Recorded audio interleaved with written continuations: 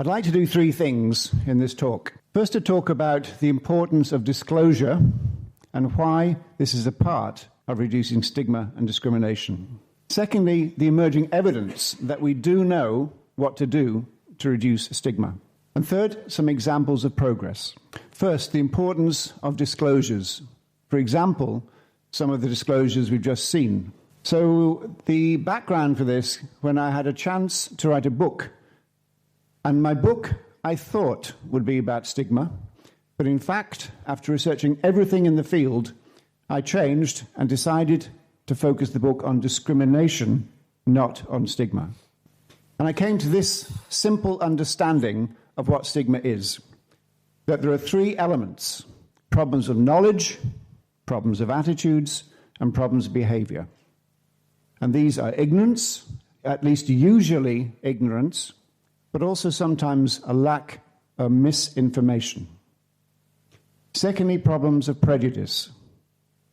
The emotional, the affective reactions most people have towards people with mental illness is almost uniformly negative. And the third, indeed the most important domain, the behavioral, is discrimination. We heard something about this morning from Professor Murray, about possible etiological importance of discrimination in the causation of psychosis. My mother, you saw a moment ago, was a nurse in the community in England. She had one severe episode of depression, and after receiving ECT, electroshock treatment, she recovered fully, and she never had a second episode. And recently I said to her, when you were off work and sick, what did you tell your boss? And she said, absolutely nothing. You must be mad.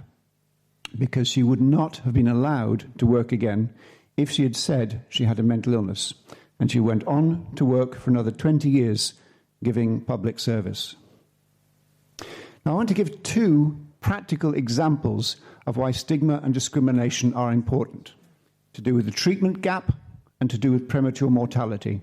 And what do I mean? First, the treatment gap. This means the difference between true prevalence and treated prevalence. The proportion of all people who are cases or have a diagnosable mental illness, and the much smaller proportion who receive any treatment. In the jargon, this is called contact coverage. So let me give you one example. This is a recent paper from data of the World Mental Health Surveys, coordinated by Ron Kessler and Harvard. And the question for this paper was as follows.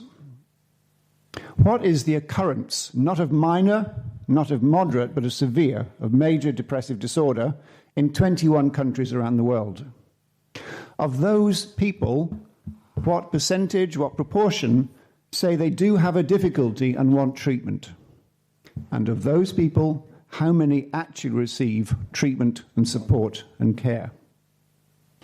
So this is a huge survey, and it consists of household interviews using the city with over 50,000 individuals in these particular 21 countries. And the first question, the prevalence, the annual period prevalence, the answer is about 4.5% with severe depression in this study year, all around the world.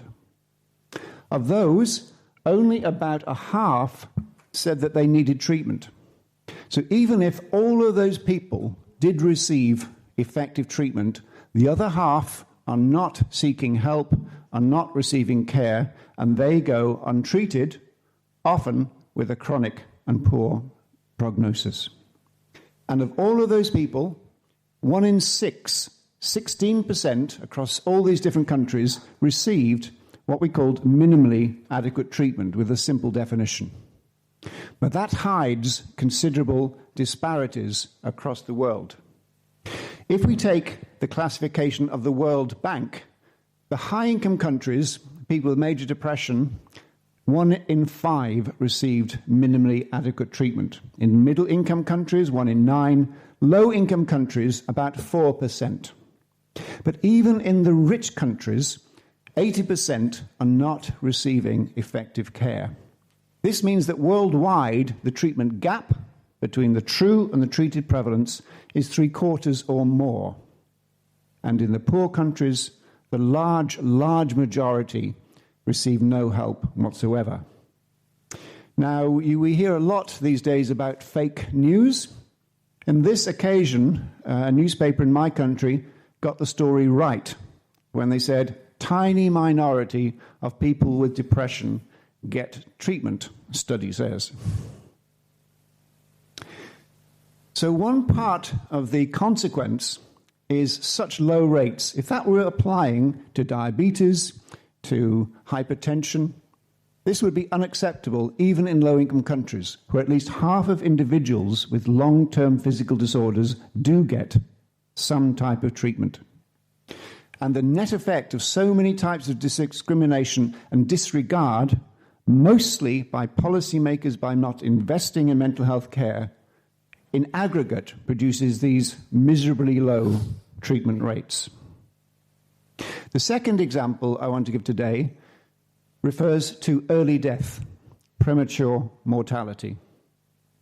And the best overall review here is the one by Ben Druss and colleagues from Emory University in Atlanta. And this refers not just to people with severe mental illness, but the whole range of common and severe mental illnesses put together. And what did they find?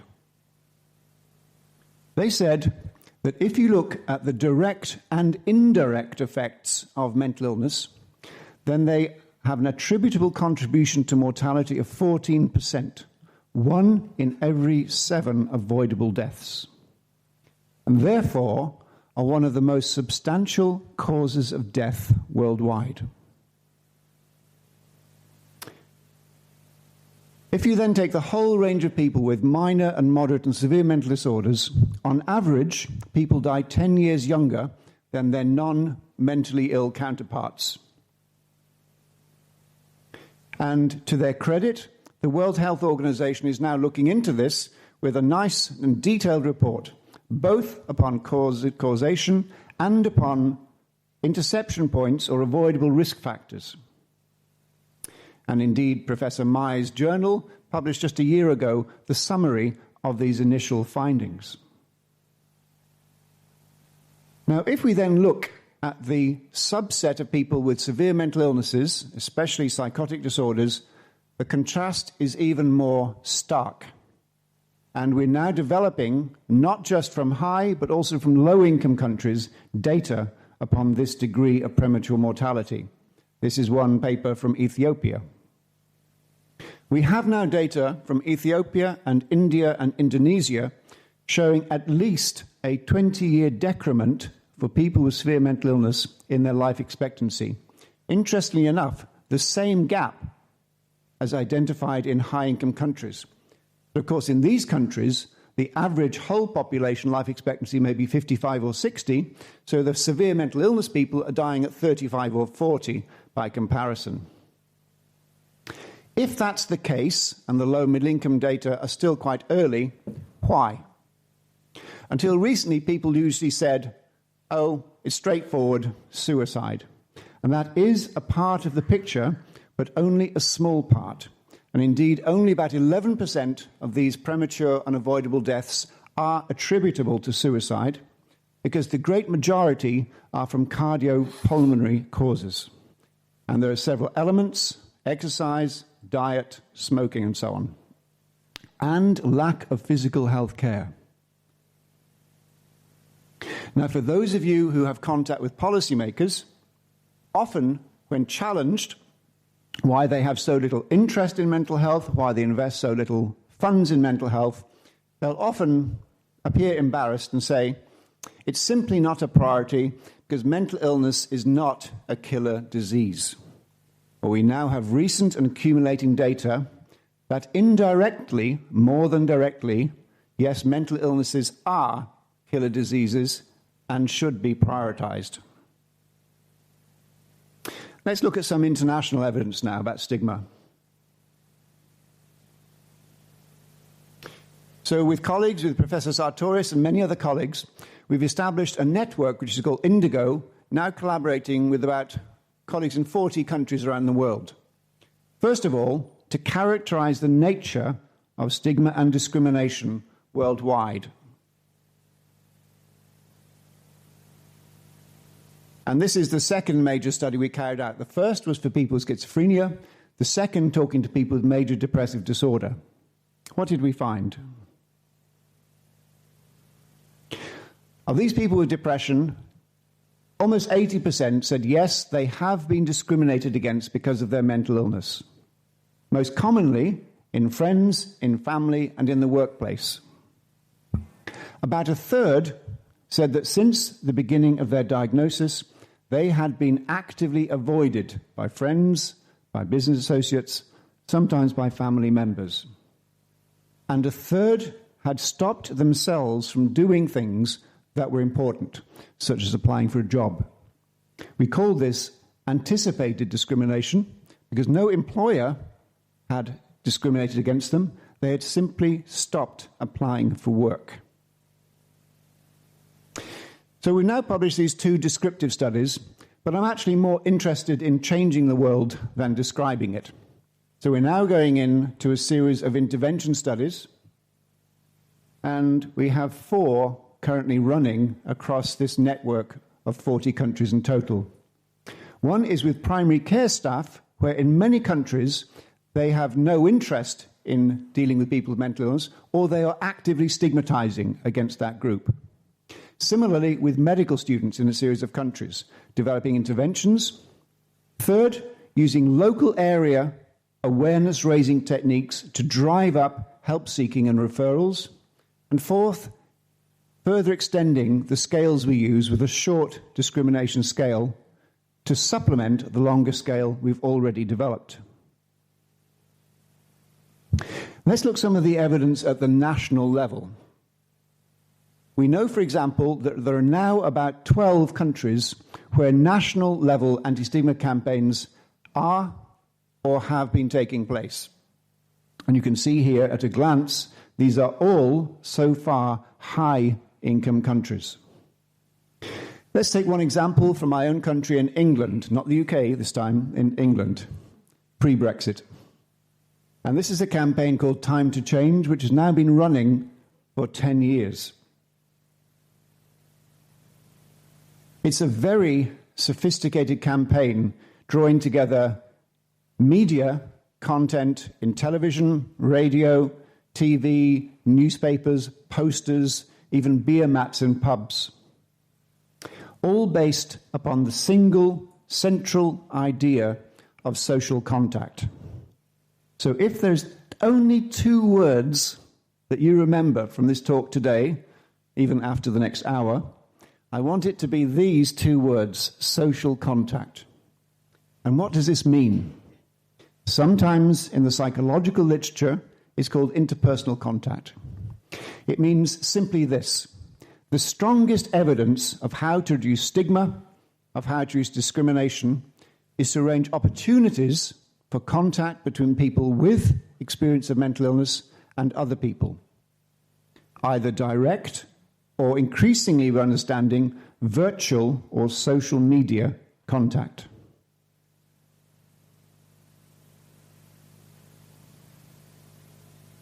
And in the last year or 2, we've got fascinating evidence that shows contact through web-based channels, through chat rooms, through social media, can be not nearly as, but as effective as personal, person-to-person, face-to-face contact. So let me give you some hint of the data that's accumulating. After the first 4 years of the campaign, we did a summary with several review papers. We found a consistent pattern of progressive but modest change. We're measuring knowledge and attitudes and behavior. And we expected the biggest gain would be knowledge and then perhaps some in attitude. We were not sure we would be able to change behavior at the national level. For example, we have national public opinion polls. For example, every year we have telephoned 1,000 people across England, people in contact with mental health services, to ask them about their experiences of discrimination. And we were wrong. The biggest benefit was in the measures of discrimination. In the first 4 years, that dropped by 11% across these 1,000 people in the sampling frame. And the people in the national sample, those who are more aware of the campaign, showed greatest improvement in their knowledge and attitudes, and in this case, measures of intended behavior. And we've shown recently that those people who are less stigmatizing are more comfortable talking about and being with mental illness, are also more ready to seek help for themselves. Let's then think about dealing in small groups, local ways to reduce stigma. Again, the same principle comes through time and again: social contact. So, for example, we've done work with police officers. For example, we've done work with secondary school students here, and found that if you have a small class, you have trained service users, patients, to give their story, to tell their narrative, then that produces benefits in stigma reduction. This means not having people like me standing up. It means having people with experience of being treated for mental illness telling stories. It means that patients are not a marginalized element.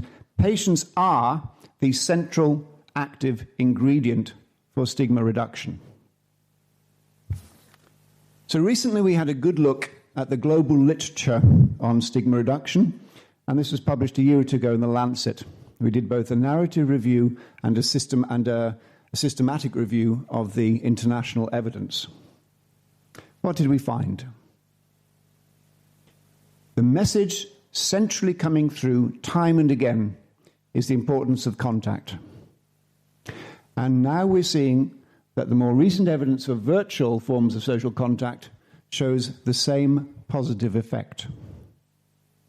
The evidence for young people, a very important subgroup, shows that the social contact versions of the interventions are best located in educational settings, schools or colleges. But of the 140 papers we reviewed, only 12 came from that part of the world where 85% of the world's population lives, in low and in middle income countries. So far, we have relatively little evidence about what works in those settings. In doing this, we've had to create a series of scales because not all the scales we need to measure knowledge and to measure attitudes and to measure behavior existed. And we've given here various acronyms.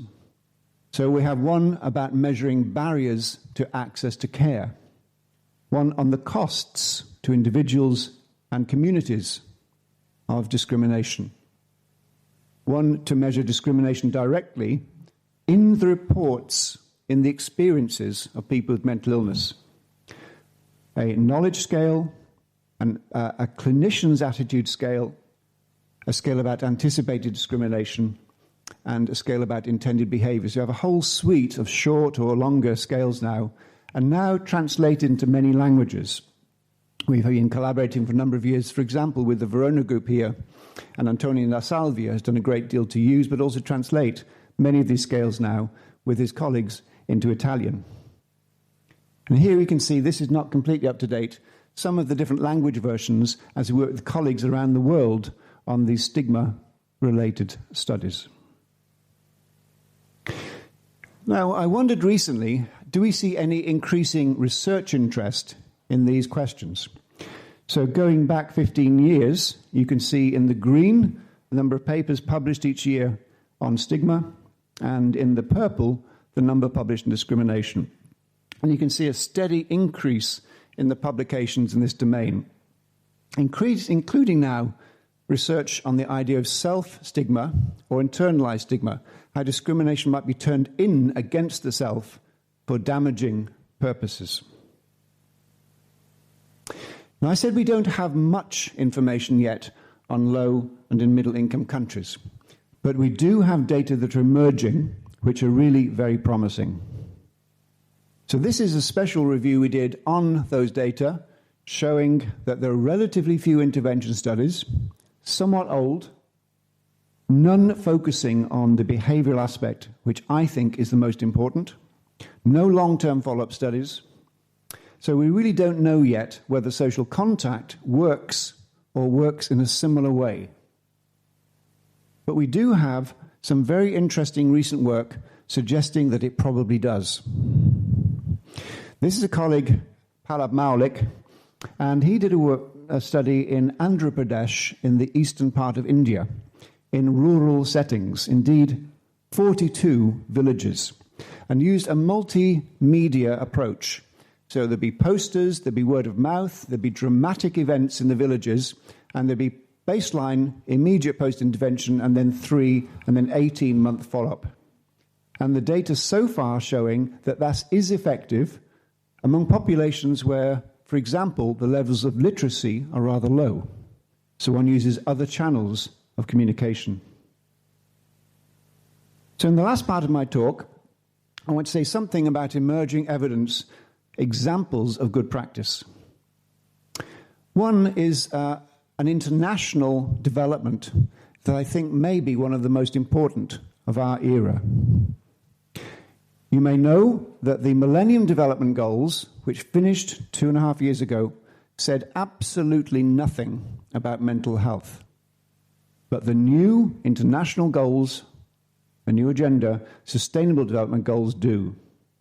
And the overall structure is shown here, and we now have indicators to be used by all 193 countries in the United Nations to measure suicide rates, to measure treatment rates for alcohol, and to measure treatment rates for drug use as well. So we have a starting point for international trend assessments of treatment and the effects of mental health, or rather mental illness.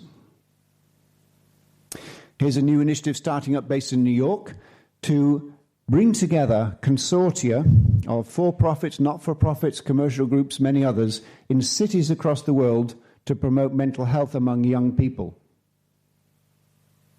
We now have a growing global mental health movement, and some of you may have heard the talk the other day from Professor Patel giving some details with a big international meeting in a week or two's time in South Africa. And we have many of you heard of the involvement of the royal family? How interesting. In Italy, you hear about this. Okay.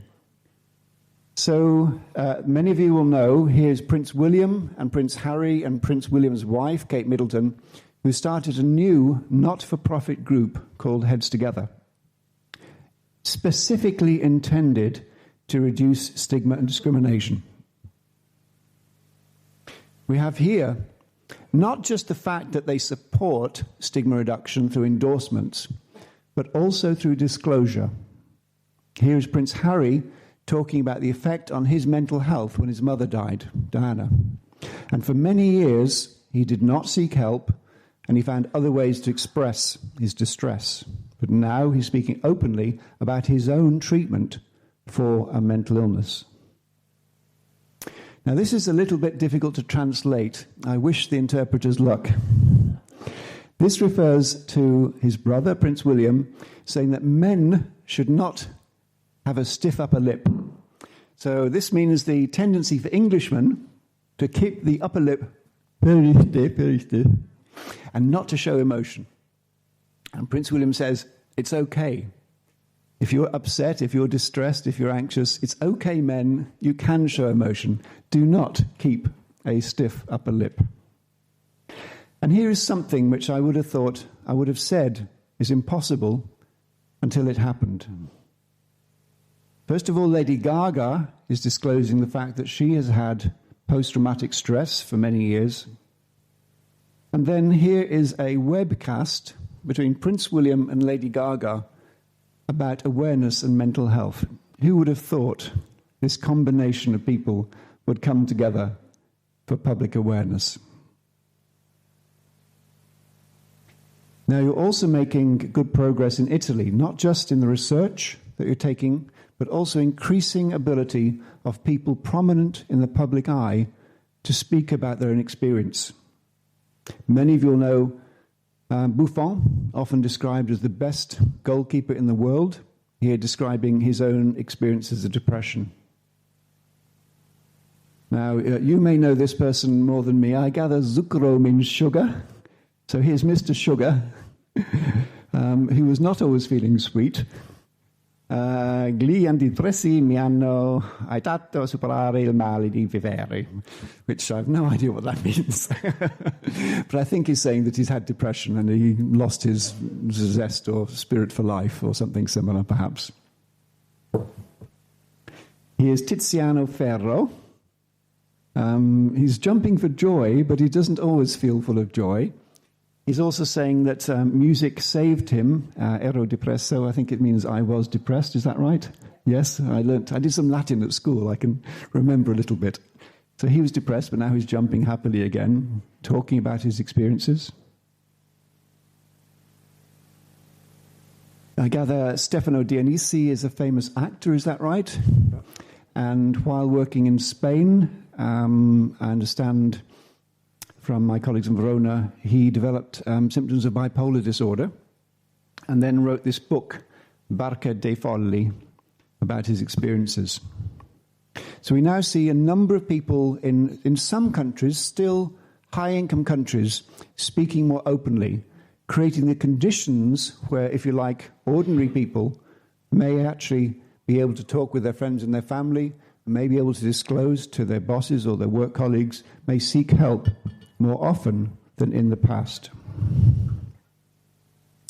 And again, you will know Federico better than I do. I gather she's an Olympic, gold medal winning champion in swimming.